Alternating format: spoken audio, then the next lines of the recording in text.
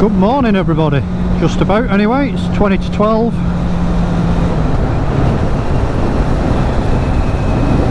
Couldn't have thought it'd be October. It's absolutely baking up here at the minute. It's about 18 degrees today I think.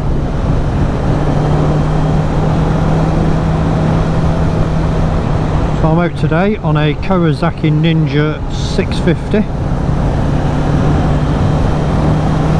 Now this isn't the R, it's not the full sports bike. It's sat up a little bit more comfortable. It's a 650 parallel twin. I'm almost certain it's the same engine that was in the RS 650 that I had a few weeks back. And if it's not the same, then I imagine it's based on the same unit out of the ER6.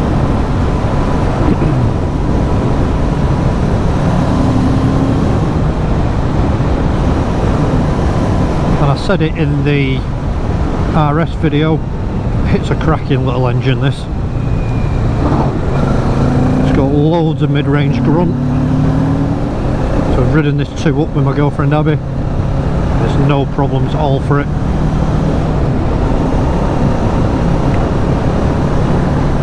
Certainly not lacking in power for the majority of people. I'm not quite sure where I'm going here. I've not been living here that long.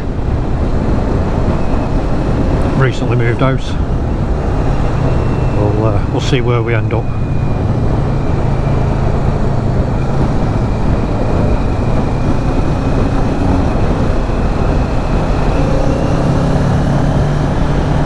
Comfort wise this isn't bad. Your hands and the actual seating position is quite comfortable. Your back's nice and straight, you're not leant over, there isn't a lot of weight on your wrists. Do find my legs are a little bit cramped. But the bike probably is physically a little bit too small for me. I'm 5'10", 5'11", something like that. And I just feel just a little bit cramped on it. It's not uncomfortable, certainly not sports bike cramped.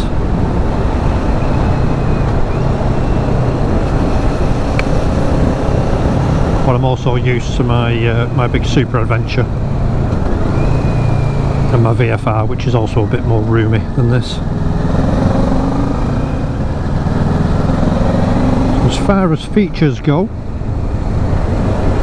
you've obviously got ABS.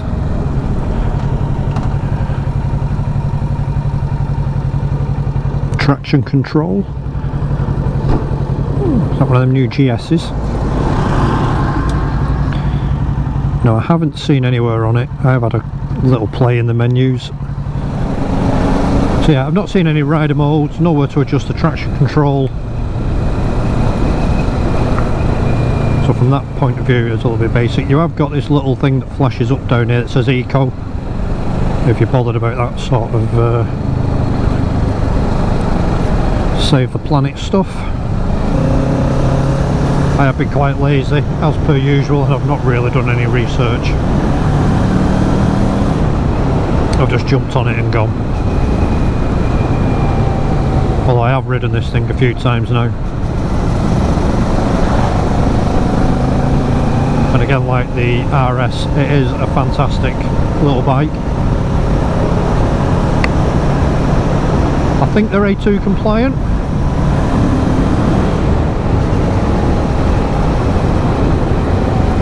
So if you haven't got your full license, you'd be able to use one of these.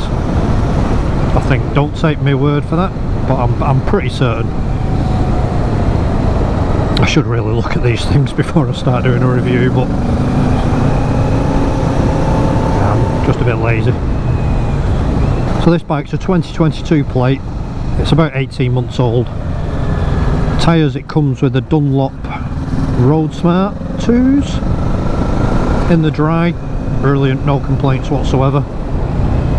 I have ridden this in the wet and again, no real grumbles. I haven't ridden it when it's been absolutely chucking it down, so when the weather's really bad, unfortunately I can't give you an opinion on that. I Be surprised if they're as good as a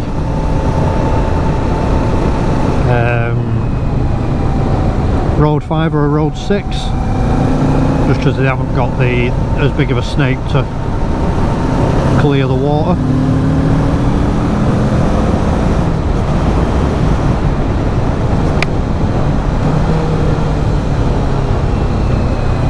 Certainly in the dry, I don't think you'll have any issues with them.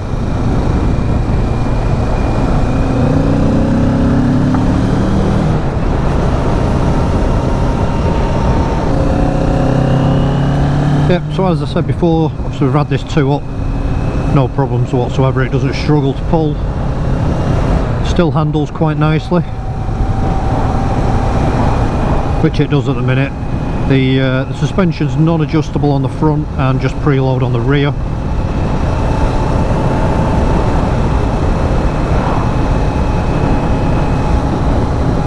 And we've also had this loaded up for camping, you know, all your clothes, tent and all that sort of gear, and again, no grumbles with it really, it just gets on with it.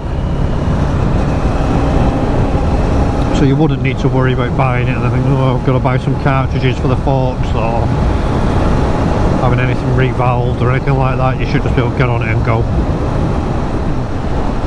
The mirrors are quite good as well, they don't rattle around or vibrate or anything like that. You get good vision and I don't have to tuck my elbows in like I do on a lot of bikes. So they've done a really good job with them. And so when it comes to parking, they just fold in nice and easy. As I was saying, it's cracking engine, tons of torque, 6 gear, 40 mile an hour. It's not chugging or struggling. It pulls from nothing. It's a really, really good engine, this. So I touched on fuel economy earlier. Currently this is averaging 68.8 mpg. The fuel light was flashing, I've just put 10 quid's worth in here. And it's showing a range, where are we? Next one, 203 miles. Which I'm sure none of us can complain about at the minute. The price of fuel going up. There we go, so we're doing 4th gear, 30 mile an hour. It's returning 75 mile to the gallon. 80. Take a little time to settle down, but yeah, it's quite a frugal little engine this. It's but the gearbox does feel nice and, what's the word I'm looking for, sort of precise. You know, when you've changed gear, there's a nice solid sort of clunk to it. The clutch is nice and light as well. So again, if you do a lot of city riding where you are having to start-stop, you're not going to get a sore hand like I do on my classic bike, because it's almost 2 hands to pull the clutch in. And the handling on this is really nice as well, feels nice and light. Changes direction really nicely.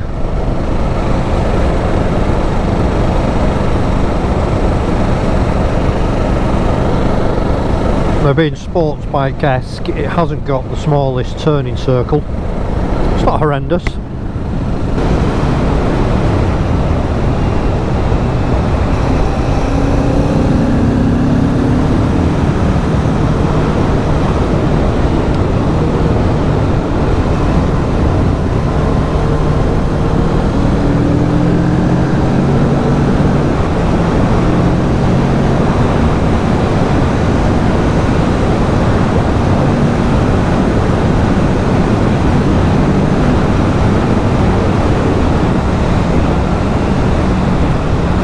I love this little bike.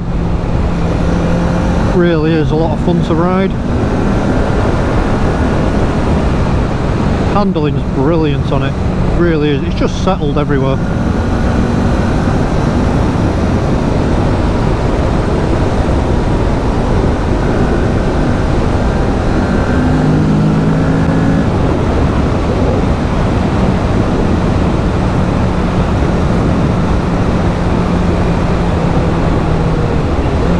And then with that cracking little engine with it as well. I know I keep going on about it, but it really is a really good engine.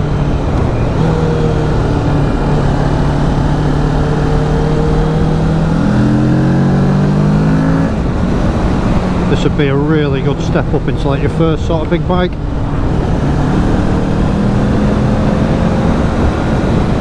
You don't want something that's too fast or powerful or heavy.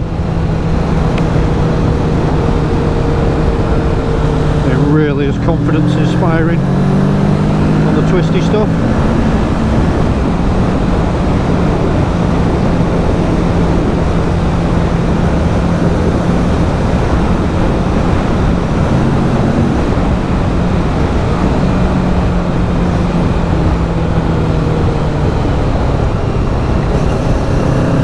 The brakes are really good as well, really sharp, got a nice feel to them.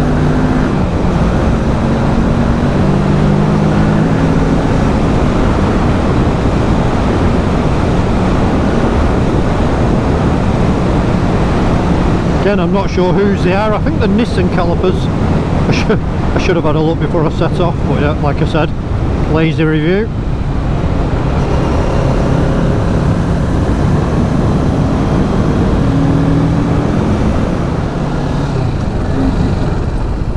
Let's stop here and have a quick look around it.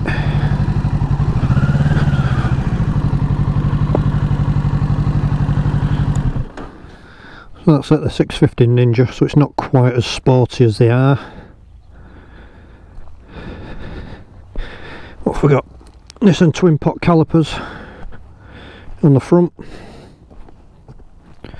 Lift the indicators on.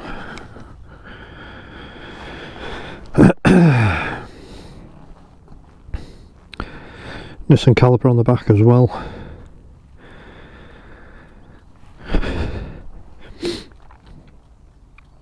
It's a good looking bike, I really like it. I think it's a good step if you're coming up from like a 125 something like that, and you don't want to jump onto a big 1000cc plus machine. That's a good stepping stone. So to sum it up, this is an absolutely brilliant little bike. I'm pretty sure it shares the same engine with the RS 650 like I said before, which I absolutely love this engine. It's really good. It's not going to pull your arms out the socket, but there's plenty of mid-range grunt.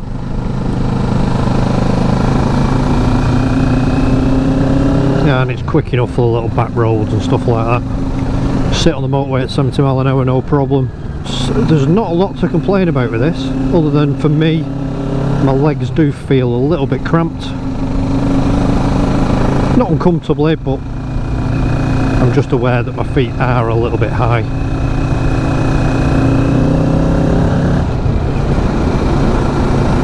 But the big question is, would I buy one?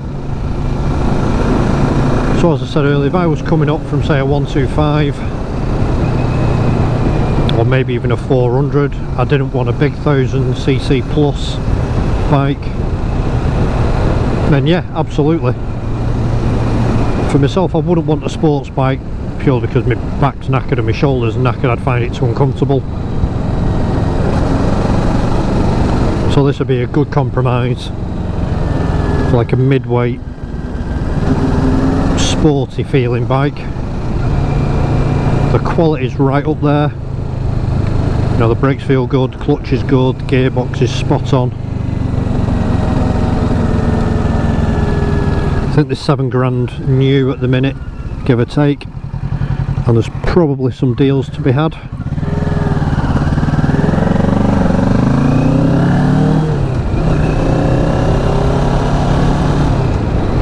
So if you're looking at one of these, get yourself down to your local Kawasaki dealer, get yourself a test ride.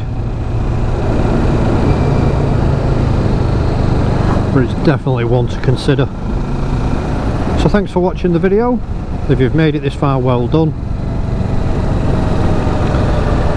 Please consider subscribing, hit the bell so you'll get a notification every time I get a new video up. And all being well, I will see you in the next one. See you then.